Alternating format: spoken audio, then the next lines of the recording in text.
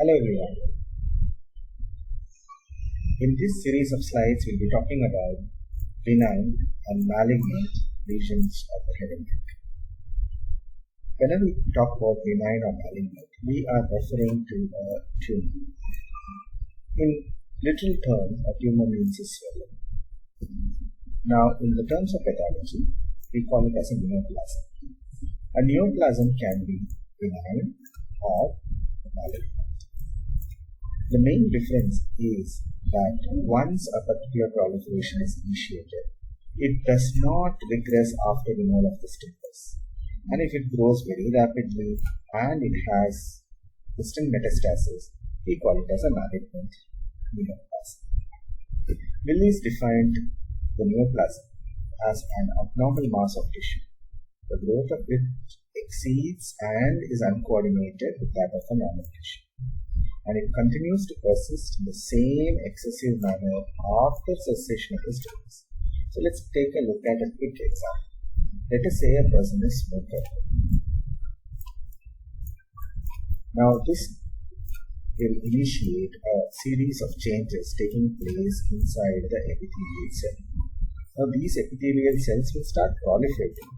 Now let us say that this guy stops smoking. Then this proliferation will reduce. So after the cessation of the particular stimulus, in this case the smoke, if the lesion comes back to normal, then it has not reached the stage of malignancy yet. So the whole epithelial microbiome can be divided into a spectrum of benign to malignant.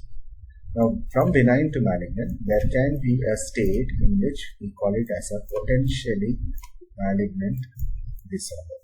So this potentially malignant disorder earlier used to be called as pre-malignant lesion and pre-malignant condition. However, the word pre-malignant is removed because all the benign lesions do not convert themselves into malignant. So it is not necessary that it is a pre-malignant lesion.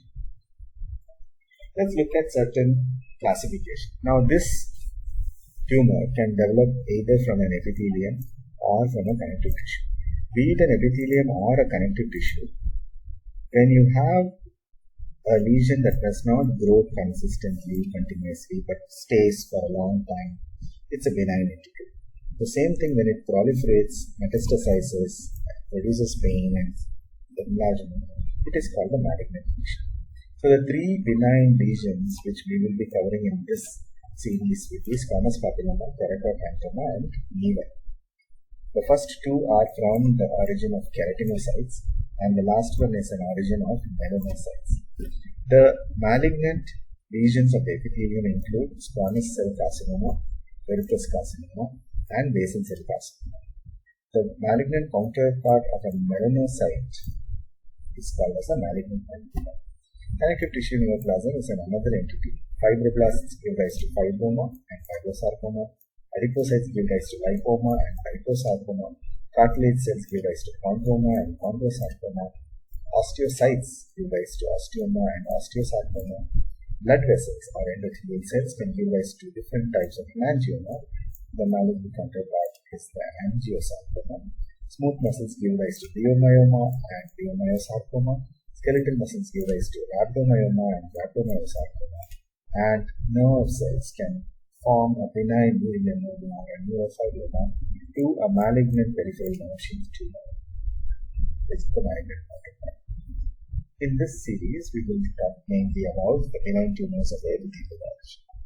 The first in the line is squamous papilloma. The word squamous is because it is originating from the squamous cells. Now, whenever we draw an epithelium, we draw basal cells, we draw a squamous cell, we draw a flattened granular layer maybe, and a keratin. Now, all of these are keratinocytes because their ultimate goal is to produce keratin. Sometimes when the proliferation grows too much, then they are no longer flat and they give rise to an elevation which looks like fingers of a puppet, or it can be finger-like growths that are taking place. These are called as papillomatous growth. Since it's originating from squamous cells and gives rise to papillomatous growth, the name is given as squamous papilloma. based on the lesion, the virus itself is called as the human papillomavirus. There are many types of human papillomavirus. The most common entities which give rise to the squamous papilloma are the type 6 and type 11, which can occur at any age. It's basically a viral infection. So because of some contact from an infected person or an infected site, we get this virus into our body. And when it comes to the tongue, which is the most common site, lips, buccal mucosa, any part of the oral cavity can show a proliferation of this papilloma. There's no sex predilection for this particular entity.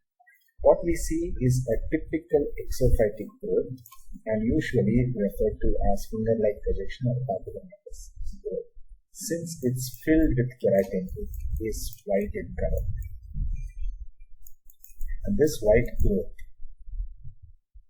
can get an appearance like that of a cauliflower, like you see in this clinical picture, which is rough, has a vertical growth, and it is a circumscribed lesion.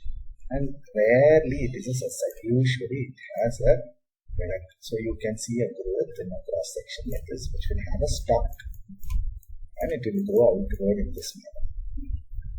The most common differential diagnosis is the common viral war. The papillomavirus is the same etiology, however, the types are not 6 and 11, but they are 2, 4, and 40.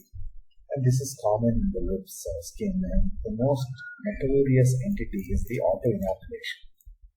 Now, what do you mean by auto-inoculation? In case of auto-inoculation, the lesion spreads by contact. So when there is a blister, you break it, the lesion oozes out the viral particles into the neighboring entity. So a person is eating food or combing his hair, the lesion starts spreading into the oral cavity, into the hair, etc. There is a condition called as the Cowden syndrome, which is also called as a multiple hematoma or a neoplasia syndrome.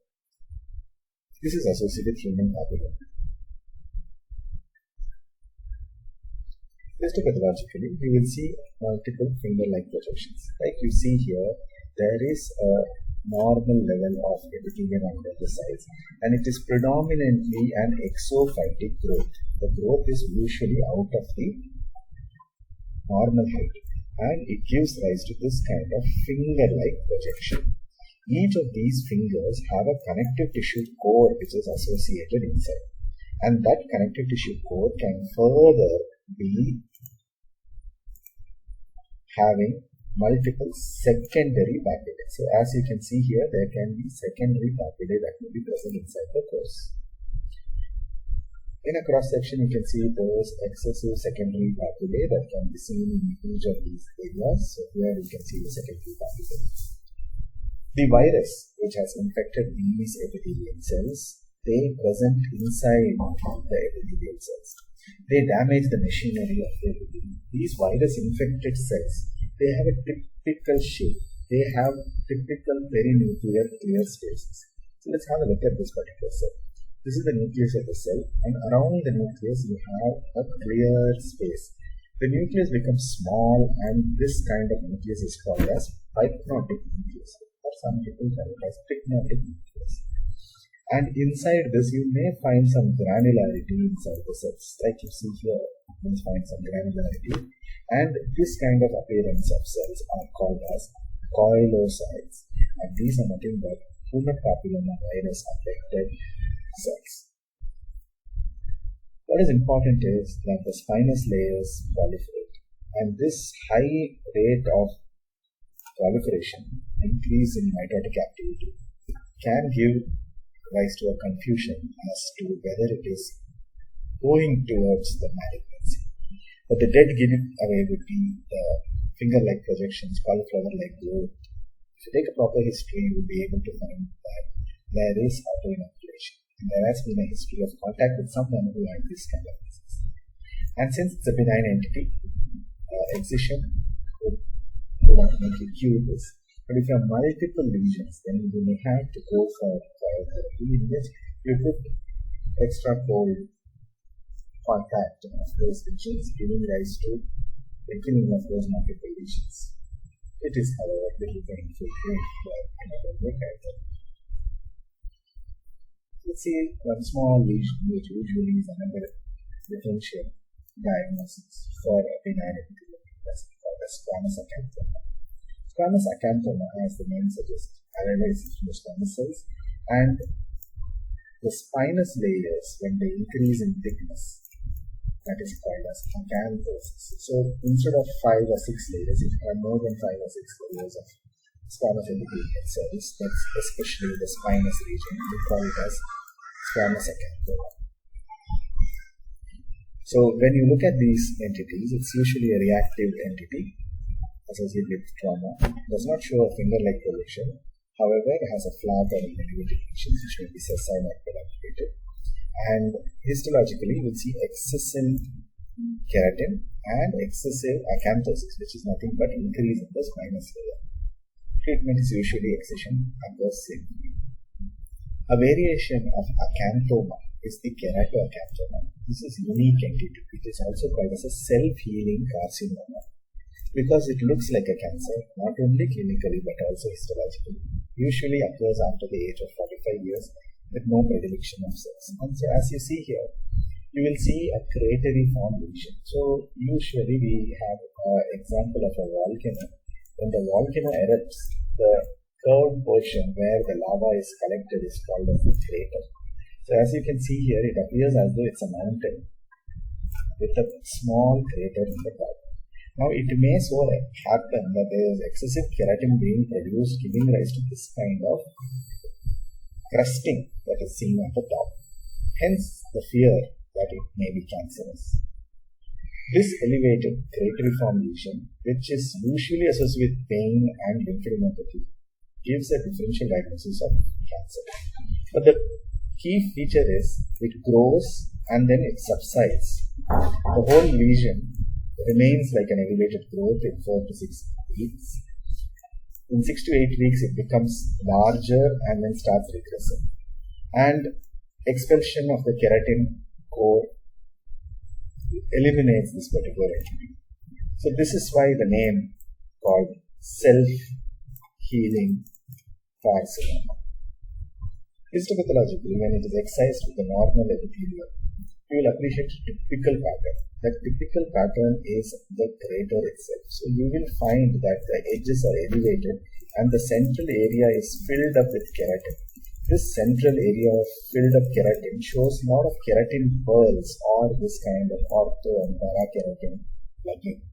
But the cells in the periphery, that is the epithelium in the periphery, will not show any kind of atypia, which gives rise to a differential that it is not a carcinoma. So let's have a look at this. As I drew in the previous diagram, you can see there is the acute angle which it forms, the epithelium forms, and the central area is filled up with keratin. And keratinization is a feature of well-differentiated squamous cell carcinoma. When you have excessive keratinization that is taking place, then you realize that the epithelium is maturing very fast. And this kind of lesion, if you do not find any atypia, then you can call it as a benign entity, and you can call it as keratoacanthoma. Excise the lesion and heals back. Let's go ahead with the third lesion for the day, that is oral nevi. And the nevi is basically a modified melanocyte. Normally, a melanocyte is a dendritic cell like this. Now, a nevus cell is a modified melanocyte in which the cell loses its dendritic entity and becomes round. And these are pigmented cells. So, the lesions are usually pigmented. And one term which we should remember is the concept of hamartoma. What do you mean by hamartoma? Hamartoma is an entity in which the cells which are native to that particular site are proliferated. Say for example, you have a skin. Every portion of the skin has melanocytes. So a melanocyte developing and growing in a skin is like overproliferation of a same residing cell. Let's take a tooth. If the tooth is overtly growing in the jaw, It is a hamartoma. Let's take a blood vessel. Blood vessel is there everywhere. So any part of the body where blood vessels are proliferating, it is a hamartoma. However, if you find the tooth inside the ovary, inside the skull, which is not normal, but the tooth itself is a normal structure, it is called as a corystome. Now that is for another discussion. So let's look at hamartoma. What do you mean by hamartoma? Melanocyte, which is usually present in the basal region. So usually you will have a melanocyte sitting somewhere in the basal region, and these melanocytes will produce melanin pigmentation protecting the basal cells. The basal cells need extra protection because the UV rays which comes from the sun will affect the DNA of the basal cells, which gives rise to malignancy of the epithelial cells. But what if the X-rays or the UV rays are hitting the melanocytes themselves? Then they can become proliferative. So nevus is something different. It is a congenital developmental tumor of the skin and the mucous membrane, which contains a lot of nevus cells. And nevus cells, like I said, is the round form of the melanocyte. Nevus can be present at birth, which will be small. It's called a small nevus. But you may have seen some people who have a huge nevus originating from the head to the toe. These are all called as the garment nevi. But which comes after birth is called as the acquired nevi, and we have three basic types: intradermal, junctional, and compound nevus. There are other rare entities like the spindle cell, blue nevus, oromagmatic macule, or halo nevus. And of course, there are some other names like Jurassic nevus, also called as the blue nevus. Halo nevus is predominantly a histological entity where you see cells which are vacuolating. Let's have a look at the histology. You might have seen moles in the skin, but you may also find that on the tongue there may be extra pigmentation. On the buccal mucosa you have extra pigmentation. So these pigmented lesions are basically like a mole occurring in the oral cavity. But it is not necessary that they are always pigmented. They may be depigmented areas also. When you take a histological section, you may find that it's not only round cells but also spindle-shaped cells. Now these spindle-shaped cells and round cells are not the actual features of a melanocyte, because a melanocyte is a dendritic cell. So melanocyte has forgotten that it should remain in a dendritic cell. This is normal, and then it becomes abnormal. And when they start proliferating, which may occur in the children or young adults, you will find that they are spread in a collection. The melanocytes are usually having a feature called as contact inhibition. Now, what do you mean by contact inhibition? Contact inhibition is a term in which you will say that cells have maintained a distance from each other. So you have melanocyte 1. The second melanocyte will be roughly 10 to 15 cells apart. Now, when they forget that they have this kind of contact inhibition, they try to join together and form a collection. And this collection may be seen as a nevus. Let's have a look at a special entity. Here you can see a bluish color discoloration. Now this is mainly because of an effect called as the Tyndall effect. Here what happens is when the light scatters through the epithelium, it gives rise to a shift in the spectrum towards a blue color shade and giving rise to a blue effect. And this clinical entity is called as a blue nevus, and usually you will see multiple spindle cells proliferating in the connective tissue with the blue nevus. There are many studies of the prevalence of the nevus. Intramucosal nevus is roughly 56%, the most common, followed by blue nevus accounting for 36%. Compound nevus accounts for 6%, junctional nevus accounts for less than 3%. Most of the nevus are pigmented and flat and macular. The differential diagnosis mainly include an amalgam tattoo. What is an amalgam tattoo? Usually when a tooth is being restored, let's say we have a tooth and we have to fill amalgam inside, and by mistake the amalgam spills and goes into the buccal mucosa. You will have a small amalgam sitting inside the epithelium. You take an X-ray, you'll be able to see that it is present in the connective tissue. This is an easy way to differential diagnosis. And you can also have some color change happening in pre-malignant lesions in conditions like OSMF, oral submucous fibrosis. It can show pigmentation as well as depigmentation.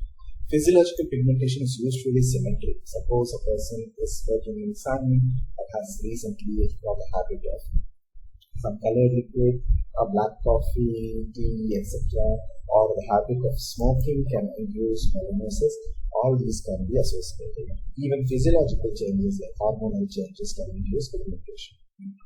So let's have a look at the histology. So here we can see that the basal cells are colored.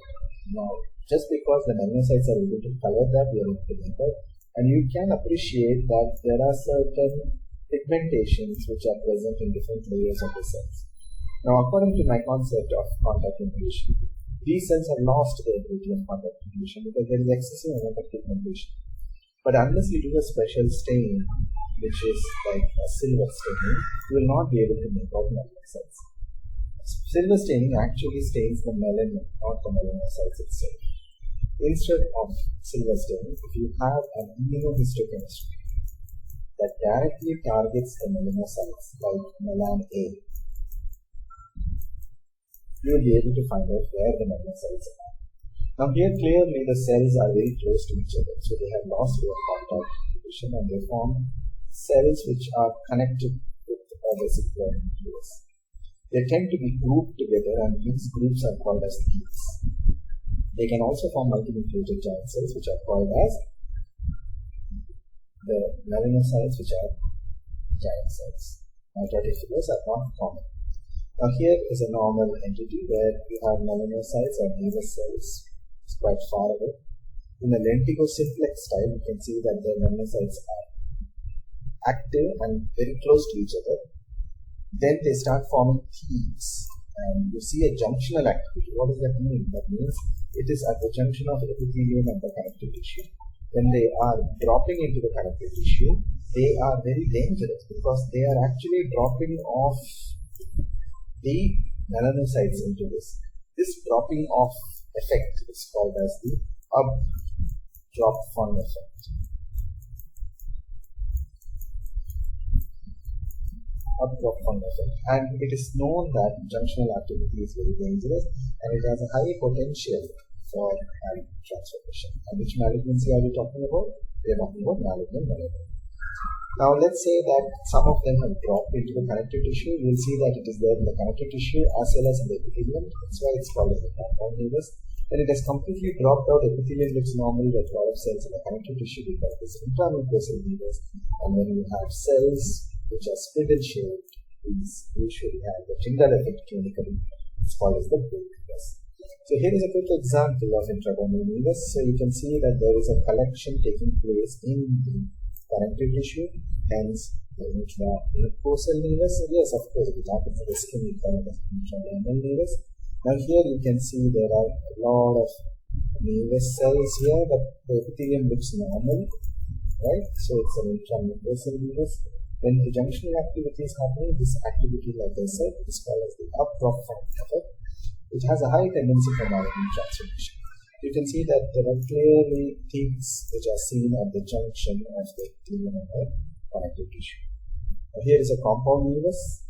You can see there are changes taking place inside the epithelium and also in the connective tissue. You can see the junctional activity plus other nevus cells in the connective tissue.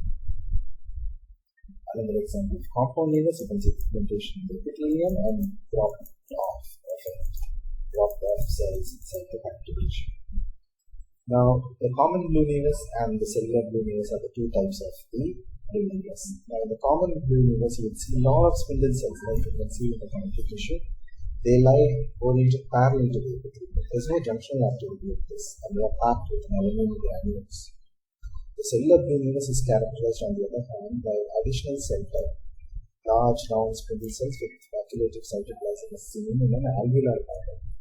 Alveolar pattern is a pattern like that of a lung. So in the lungs you will have sacs. So you will have cells arranged in the periphery of this. So you will have this kind of an albumin pattern. A blue nevus, here we can see the clearly spindle-shaped cells. You can also see some melanocytes in there. There is a syndrome called as the DK mode syndrome, where you see characteristically more than 100 nevus that can be seen in the back of the head. And it has a high tendency for malignancy. So we have two entities. One is the junctional nevus and the DK mode syndrome, which has a high propensity for formation of malignant melanoma.